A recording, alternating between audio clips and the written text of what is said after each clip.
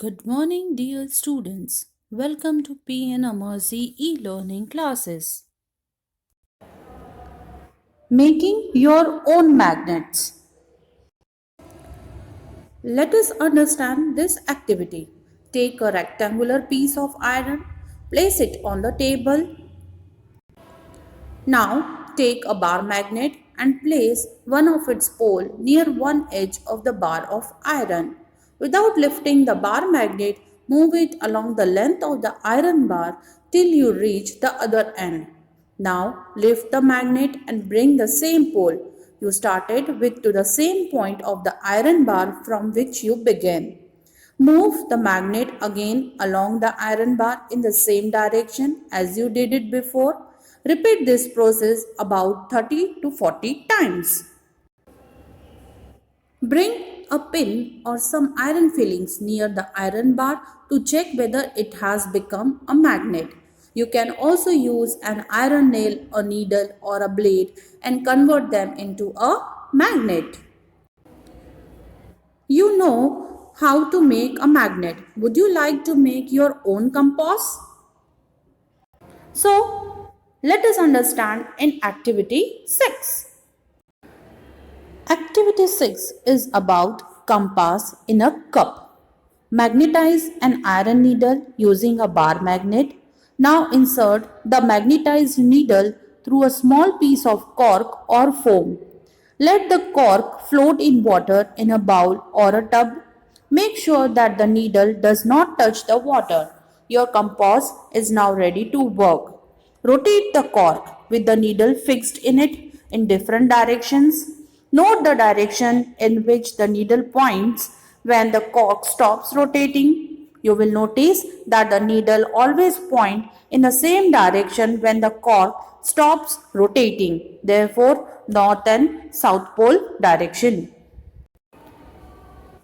So, what conclusion? Here it comes. The conclusion here it comes. A freely suspended bar magnets always comes to rest in north-south direction. Our last topic is about attraction and repulsion between magnets. Let us play another interesting game with magnets. Take two small toy cars and label them A and B. Place a bar magnet on top of each car along its length and fix them with rubber bands. So, what is attraction? Opposite or unlike poles, therefore, north and the south pole attract each other. Then second one, repulsion, similar or like poles, north and north poles, south and south poles of two magnets repel each other. Take two small toy cars and label them A and B. Place a bar magnet on top of each car along its length and fix them with rubber bands. Now place the two cars close such that the front side of the car A faces the front side of car B. What do you observe? Do the cars remain at their places? Do the cars run away from each other? Do they move towards each other and collide? So the cars will move towards each other. Now car B is placed behind the car A. So, note down the directions in which they move. Then, car A is placed behind the car B and in which directions they move in each case. Repeat this activity by placing cars with their rear sides facing each other. Record your observations in each case. What do we find from this activity? Do two similar poles attract or repel each other? What about opposite poles? Do they attract or repel each other? This property of the magnets can also be observed by suspending a magnet and bringing one by one the poles of another magnet near it. Dear students, table 13.3 you have to complete in your textbook.